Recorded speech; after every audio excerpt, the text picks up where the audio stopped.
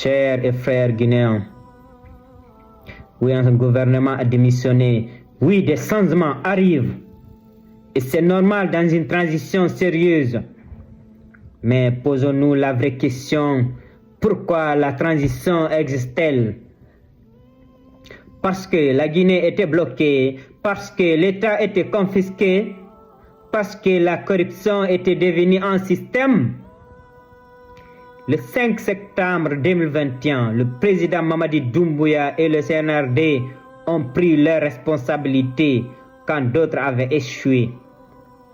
Ils n'ont pas promis des miracles, ils ont promis la rupture. Et une rupture, ça dérange, ça oblige à corriger, à remplacer, à réajuster. Le 22 janvier 2026, le gouvernement dirigé par Bahouri a démissionné. Ce n'est pas un échec de la transition, c'est une preuve que personne n'est intouchable.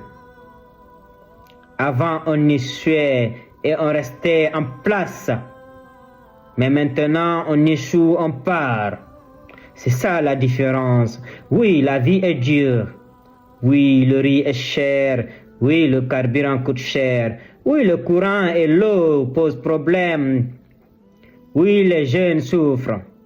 Mais ces problèmes ne sont pas nés avec la CNRD. Ils viennent de décennies de mauvaise gouvernance.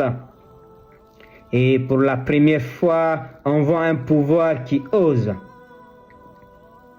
auditer les contrats miniers, récupérer des biens de l'État, traduire des détourneurs en justice, refuser les pressions politiques sur la région, préparer des réformes profondes. Le président Doumbouya n'est pas là pour plaire, il est là pour corriger. La transition n'est pas une fête, c'est une opération à cœur ouvert. Changer des hommes, ce n'est pas reculer, c'est avancer avec plus d'exigence. La Guinée n'a pas besoin de copinage, de complaisance, de discours creux.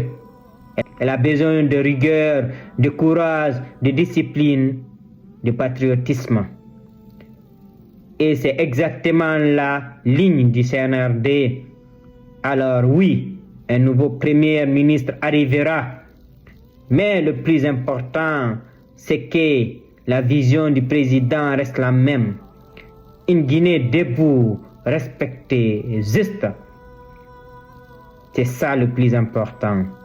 Chers compatriotes, soutenons la transition, soutenons les réformes, restons vigilants, mais responsables. Parce que saboter cette transition, c'est condamner encore une génération.